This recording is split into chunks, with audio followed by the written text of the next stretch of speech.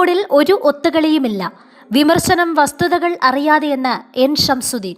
വഖഫ് board പുനഃസംഘടനയുമായി ബന്ധപ്പെട്ട് നിലവിലുയരുന്ന വിവാദങ്ങൾ വസ്തുതകൾ മനസ്സിലാക്കാതെ ഉള്ളവയാണെന്ന് സംസ്ഥാന പൊതുവിദ്യാഭ്യാസ വഖഫ് വകുപ്പ് മന്ത്രി എൻ ഷംസുദ്ദീൻ.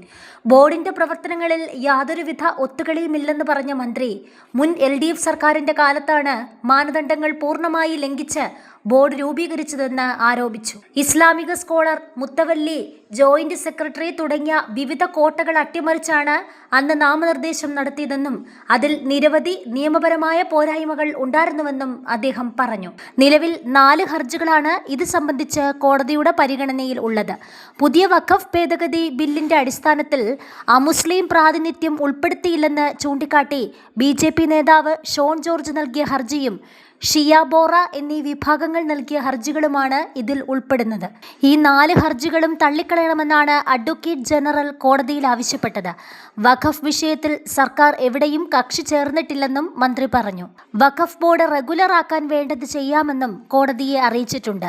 ബോർഡിലെ MLA പ്രതിനിധിയുടെ ഒഴിവുൾപ്പെടെ നികത്താൻ ആലോചിക്കുമ്പോഴാണ് ഹർജി വന്നത്. ബോർഡിൽ അമുസ്ലിങ്ങളെ ഉൾപ്പെടുത്തണമെന്ന് സർക്കാർ ആവശ്യപ്പെട്ടിട്ടില്ല. വഖഫ് ബോർഡ് സുപ്രീം കോടതിയെ സമീപിച്ചത് ബോർഡിൽ അമുസ്ലിങ്ങളെ നിയമിക്കുന്നതിന് കാരണമാകുമെന്നും മന്ത്രി പറഞ്ഞു.